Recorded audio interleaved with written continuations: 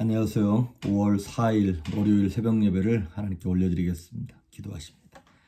예수님 감사합니다. 지난 날들 동안 하루하루 하나님의 은혜로 살아가게 하시고 주님의 눈동자같이 보살피시는 은총으로 우리 교회와 가정과 자녀와 건강과 사업체와 우리의 신앙과 믿음을 지키심을 인하여 감사합니다. 하나님이 돕지 아니하시면 하루도 숨 쉴 수 없고 살아갈 수 없는 연약한 존재임을 깨닫고 우리의 인생을 하나님께 올려드리며 주를 의지하여 능력을 공급받을 수 있도록 이 영상을 보고 있는 주의 자녀들을 축복하시며 저들의 가정을 기억하여 주시옵소서. 깨어진 마음들, 불안한 심령, 이 모든 것들조차도 하나님께서 치료하시고 치유하시며 회복시키시고 오늘도 말씀하여 주셔서 새롭고 산 길로 우리를 인도하여 주시옵소서. 하나님 함께 하시길 소망하며 예수님의 이름으로 기도했습니다. 아멘. 우리 예찬송가 349장, 새찬송가 214장 나 주의 도움 받고자 찬양 올려드리겠습니다.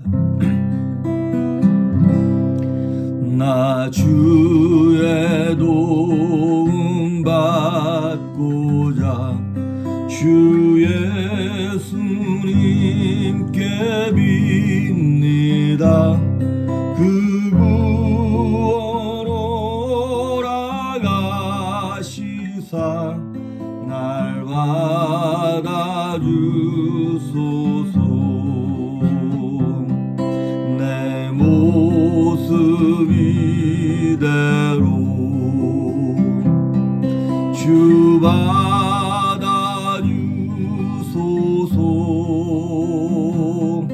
날 위해 돌아가신 주 날 받아주소서.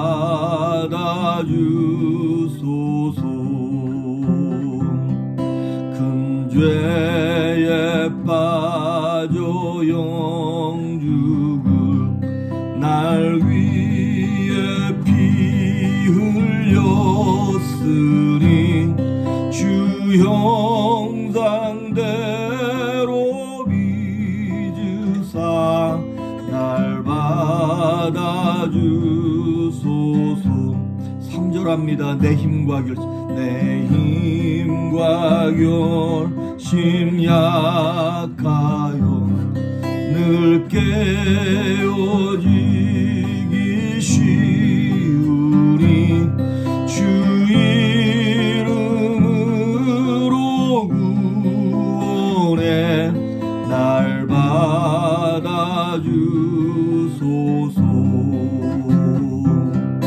내 모습 이대로 주 받아주소서. 날 위해 돌아가신 주 날 받아주소서. 내 주님 소신 발 앞에 나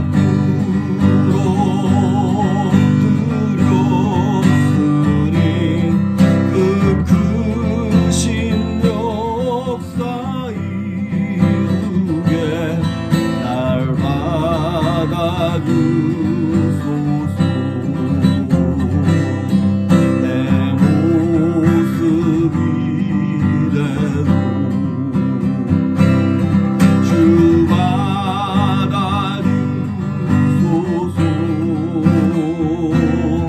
날 위해 돌아가신 주 날 받아주소서.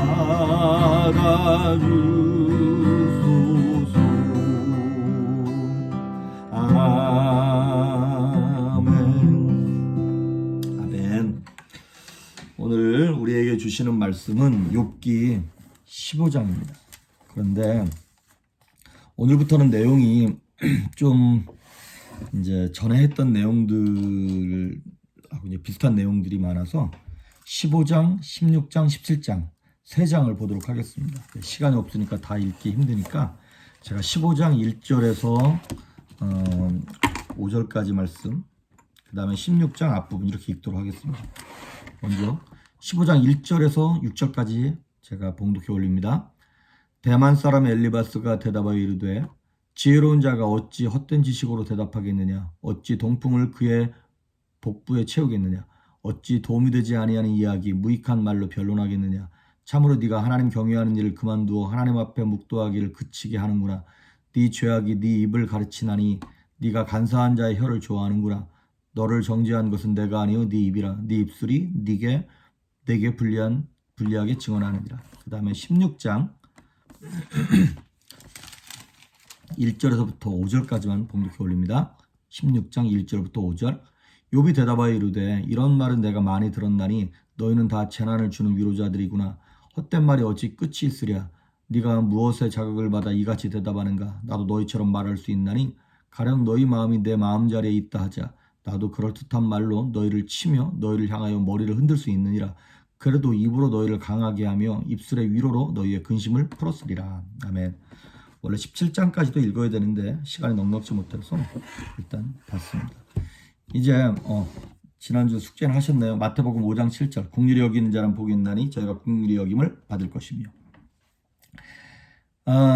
이제 지금까지 욥이 엘리바스, 빌닷, 소발과 전부 다 한 번씩 주고받고 하면서 이제 논쟁을 펼쳤어요. 그래서 1라운드가 끝난 거예요. 15장부터 또 똑같은 이야기를 이제 또 엘리바스, 빌닷, 소발이 또 2라운드를 시작하는 거예요. 그래서 15장은 엘리바스가 이제 두 번째 이렇게 논쟁을 펼치는 거고 16장과 17장은 욥이 이제 대답하는 그러한 내용입니다. 그런데 15장에 보시면 이게 엘리바스가 처음에 1라운드 할 때보다 좀 더 말이 과격해지기 시작합니다. 그러니까 본인들 딴에는 이렇게 얘기하면 뭐 욥이 좀 어느 정도 수긍하고 따라오고 뭐 그럴 거 끝날 줄 알았는데 욥이 굉장히 이렇게 격하게 반응하면서 이렇게 얘기를 하거든요. 그런 걸 보면서 이제 엘리바스도 이제 전투력을 상승시키면서 이제 또 다른 공격을 하는 거예요.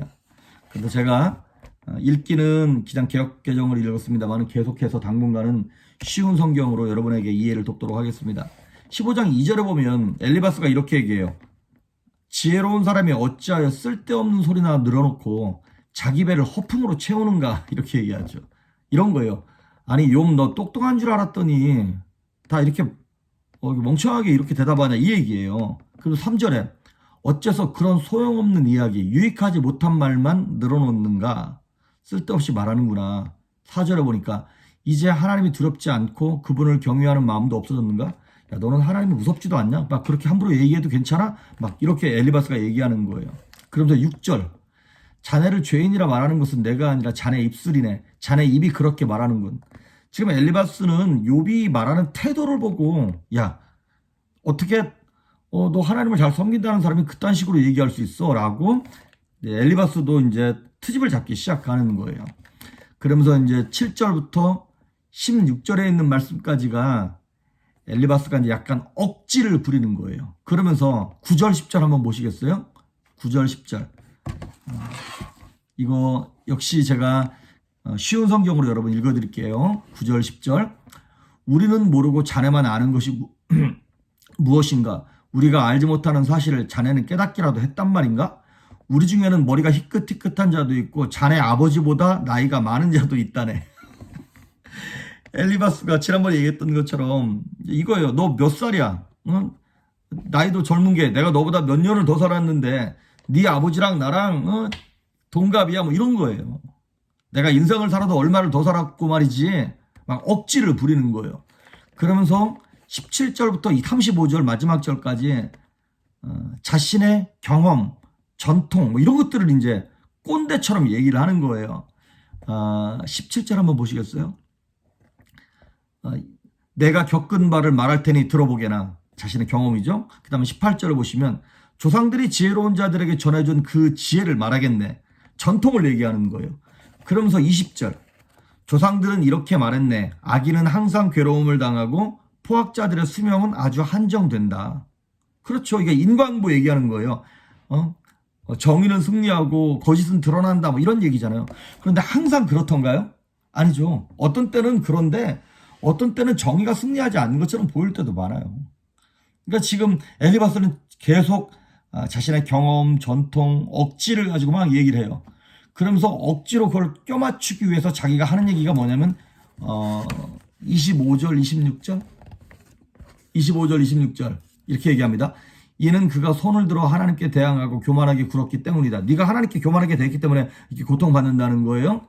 26절 고개를 치켜 세우고 큰 방패를 들어 감히 하나님께 대항하다니. 사실 욥이 그런 적 없거든요. 근데 엘리바스가 막 몰아붙이는 거예요. 그러면서 27절부터 30절까지 이거는 이제 엘리바스가 내가 이러이러한 사람에 대한 뭐 그런 악한 자들은 이런 결론이 있다는 걸 내가 들었다, 봤다, 아니 그렇게 될 것이다 라고 하는 추측을 하는 거예요. 제가 읽어드릴게요. 27절부터 30절까지. 비록 그들이 배부르고 부유할지라도 그러는 자는 아무도 살지 않는 황폐한 성에 무너질 집에 살게 될 것이며 그런 자는 더 이상 부유해지지 못할 것이며 혹시 재물이 있다 해도 오래가지 못하고 사라질 것이다. 이거 지금 다 욥을 빗대서 은근히 얘기하는 거예요. 30절 그들은 흑암에서 벗어나지 못하고 불꽃이 그들을 태우며 그분의 숨결이 그가 가진 모든 것을 없애버린다. 이거 욥의 형편을 직접적으로 얘기하진 않지만 간접적으로 이런 사람은 이렇게 될 거야 라고 지금 엘리바스가 악담 같은 얘기를 지금 하고 있는 것입니다. 어떻게 이런 사람을 친구로 뒀는지 모르겠어요. 막 그렇게 이제 얘기를 했더니 욥이 16장에 이제 반응을 하는 거예요. 1절부터 5절까지의 내용이 무슨 얘기냐면 제가 3절 읽어드릴게요. 그런 헛소리 이제 그만하지 못하겠나? 그렇게 대답하다니 무엇이 그렇게 화나게 하는가? 내가 자네들 처지라면 나도 그렇게 말할 수 있네. 자네들을 괴롭히는 말들을 하면서 고개를 설레설레 흔들 수도 있지. 하지만 나는 자네들을 격려하고 안심시키는 말을 하겠네. 내가 너 같으면 그렇게 얘기하지 않겠다는 거예요. 너무 유치하지 않아요? 근데 고난 가운데 들어가면 뭐 이거 교양이고 인격이고 없는 거 아시죠? 말이 막 나옵니다. 그러면서 얘기하기를 자네들은 나한테 재난을 주는 위로자네 이렇게 얘기합니다. 재난을 주는 위로자. 여러분 이게 재난을 주는 위로자란 말이 이게 말이 안 되지 않아요? 위로라고 하는 것은 상대를 편안하게 해줘야 되는데 오히려 재난을 가져다 준다는 거예요. 그러면서 16장 6절부터 17절까지 이제 자신의 고통을 탄식하고 해명하는 내용이 나와요. 그러면서 7절, 16장 7절. 주님, 주께서 저를 기진맥진하게 하시고 가족을 망하게 하셨습니다. 하나님을 향해서 욥이 지금 하나님 때문에 이렇게 된 거 아닙니까? 라고 탄식하는 장면이에요. 그러면서 17절. 그렇지만 난 내 손으로 폭력을 행한 일이 없고 내 기도는 항상 진실하다. 나는 결백합니다. 뭐 내가 죄진 것도 없는데 이렇게 고통받는 거 보니까 하나님이 지금 나를 누리고 계신 거네요 라고 지금 그렇게 얘기하는 것이에요. 그러면서 17장으로 넘어가면서 좀 똑같은 얘기예요. 욥이 이제 계속 반격을 합니다. 17장 4절 5절. 당신께서 저들의 총명을 없애시어 제 앞에서 잘난 체하지 않게 해 주십시오. 대가를 바라고 친구를 팔아넘기는 자들, 그런 자들의 자식은 눈이 멀 것입니다. 저들 잘난 체하지 않도록 없애주시고 저들 자식이 저들이 한 얘기 때문에 그대로 돌려받게 해주십시오라고 하는 저주 아닌 저주를 사실 욥도 지금 하고 있는 거예요. 이제 더 이상 못 참겠는 것이죠. 그러면서 나머지 17장 6절에서 17절에 있는 말씀까지 16절에 있는 말씀까지 자신의 신사를 한탄해요. 그러면서 15절과 16절 보십니다. 15절 16절. 과연 내 희망이 어디 있겠나? 누가 내 안에서 희망을 찾을 수 있겠는가? 희망이 나와 함께 무덤에 가야 줄까? 희망아, 나와 흙 속에 함께 가겠니? 이렇게 얘기합니다. 희망이 없음을 아주 절망이라고 하는 것을 이제 자기가 이렇게 직접적으로 얘기하고 있습니다. 사실 엘리바스의 말도 욥의 말도 그 1라운드의 앞부분에 했던 내용과 거의 비슷해요. 한 가지 달라진 것이 있다면 이제 점점 더 과격해지는 거예요. 그리고 상황은 점점 더 어려워지는 거예요. 관계는 깨어져 가고 있고. 이렇게만 보면 희망 없고 소망 없죠. 그런데 그 그럼에도 불구하고 욥이 놓치지 않고 있는 것이 있어요. 이게 참 감사한 일인데 16장 19절에서 21절 16장 19절에서 21절 제가 봉독해 올립니다. 아, 내 증인은 하늘에 계시고 내 대변인은 높은 곳에 계시네. 내 친구들이 나를 조롱하니 나는 하나님께 눈물을 쏟아내네. 사람이 자기 친구를 위해 간구하듯 누가 나를 위해 하나님께 간척해 준다면. 이게 무슨 내용이냐면 그래도 욥이 놓치지 않고 있는 것이 있는데 뭐냐면 하나님의 공정한 심판을 지금 기다리고 있는 것이에요. 친구들이 대적들이 나를 공격해도 내 눈은 하나님만 바라보겠습니다. 나의 중보자는 하늘에 계시니 나의 억울함을 하나님 갚아주시고 신원해 주십시오라고 하는 그 한 가지 믿음만큼은 욥은 그래도 놓지 않고 있는 거예요. 그러니까 한마디로 얘기하면 우리 개역 성경에도 보면 이 19절이 이렇게 나와 있어요. 16장 19절 지금 나의 증인이 하늘에 계시고 나의 중보자가 높은 데 계시니라. 지난주에도 말씀드렸던 것처럼 욥이 계속 하나님께 심판자 중보자를 요청하고 있다는 것을 계속 얘기하는 거예요. 우리식으로 말하면 변호사를 요구하는 거예요. 변호사. 그렇잖아요. 우리가 어떤 억울한 일을 겪었을 때 이왕이면 실력 좋은 변호사를 고용하면 내 억울함을 벗을 수 있게 되는 것처럼 나를 변호해 줄 그 변호사를 지금 찾고 있는 거예요. 재판에서 이기려면 비싼 변호사를 쓰듯 우리의 생명을 변호할 변호자를 지금 욥이 요청하는 거예요. 그게 누군데요? 예수 그리스도이십니다. 예수님이 바로 우리의 변호사예요. 마귀는요, 검사예요, 검사. 우리가 검사를 프로스큐터라 그러잖아요. 자꾸 우리의 죄를 요만한데 이만하게 부풀리고 없는데 있는 것처럼 아니면 있긴 하지만 막 이 죄의 삭은 사망이니까 죽음으로 그냥 넌 무조건 사형이야. 너는 무조건 지옥이야. 막 이렇게 몰아붙이는 검사가 바로 마귀다 이 말이죠. 그런데 우리는 그 앞에서 한마디도 할 수 없는 존재들이에요. 왜냐하면 진짜 죄를 졌으니까. 그런데 우리 앞에 변호사가 있어요. 근데 여기서 말하는 변호사, 나의 중보자라는 말을 썼는데 이게 또 다른 의미로는 보증이에요. 보증. 여러분 보증이 뭔데요? 자기가 갖고 있는 땅을 내놓고 돈을 대출받는 거예요. 그런 것처럼 완전한 보증은 뭐냐면 이 사람 죄 없어 이러고 끝나는 게 아니야. 자신의 생명을 내놓는 거예요. 예수 그리스도께서 저와 여러분을 위해서 자신의 생명을 내놓으셨고 피를 흘리셨고 나의 건강함을 위하여 연약함으로 오셨고 내 육체의 평안함과 영혼의 평안함과 부유함과 능력을 위하여 그분이 채찍에 맞으시고 연약하게 오셨고 불안하게 오셨고 부족하게 오셨다는 거예요. 그거를 보증으로 내놓으셨어요. 그러니까 하나님의 전능하심, 거룩하심, 깨끗하심 이 모든 것들을 보증으로 딱 내려놓고 우리를 대신하여 그분이 제물이 되시는 거예요. 완전한 보증. 그러니까 우리 예수님께서는 승률 100%의 변호사인 거예요. 그분을 의뢰하기만 하면 그분께 나아가기만 하면 예수 이름을 부르기만 하면 그 안에서 구원을 얻게 하시고 온 가족이 구원받게 하시고 건강하게 하시고 평안하게 하시고 능력 있게 하시고 권세 있게 하시겠다라고 하는 승률 100%의 변호사 그분이 바로 예수 그리스도 우리의 중보자시다 이 말이죠. 히브리서 7장 25절에 자기를 힘입어 하나님께 나아가는 자들을 온전히 구원할 수 있다 그랬어요. 부족하게 구원하는 것이 아니라 온전히 구원할 수 있다는 거예요. 예수님께서 우리의 변호사가 되시고 또 로마서 8장 26절도 우리가 잘 아는 말씀 있잖아요. 성령도 우리 연약함을 도우시다니 우리가 마땅히 빌 바를 기도할 바도 모르겠고 어떻게 할 바도 모르겠는데 성령이 말할 수 없는 탄식으로 저와 여러분을 위하여 기도하시고 우리를 위하여 중보하시겠다고 하는 것입니다. 오늘도 여러분 그 예수님을 의지해서 성령 100%가 되시는 변호사 되시는 예수님을 의지해서 승리할 수 있기를 주의 이름으로 축복합니다. 오늘 여러분 내드릴 숙제는 마태복음 5장 8절 마음이 청결한 자는 복이 있나니 그들이 하나님을 볼 것이며 기도하시겠습니다. 예수님 감사합니다. 우리의 중보자가 되시고 변호사가 되시는 예수님을 붙잡습니다. 우리에게 오셔서 우리에게 평강과 능력과 담대함으로 승리할 수 있도록 기름 부어 주시옵소서 감사드리옵고 예수님의 이름으로 기도했습니다. 아멘.